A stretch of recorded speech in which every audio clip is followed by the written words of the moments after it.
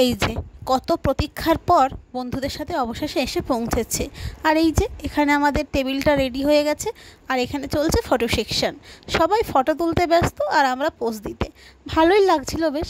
আর এই যে তারপর চলে এসেছে জীবনের সেই চরম প্রতীক্ষিত মুহূর্ত, যেখানে ও আমাকে হাতে আংটি পরিয়ে দিল আর আমি ওকে হাতে আংটি পরিয়ে দিয়ে 7 জীবনের মতো একসাথে বাঁধা পড়ে গেলাম।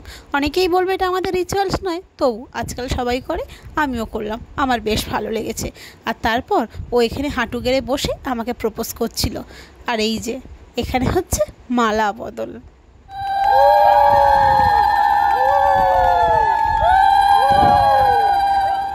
মালা বদল শেষে এখানে আমরা কেক কাটিং করছিলাম।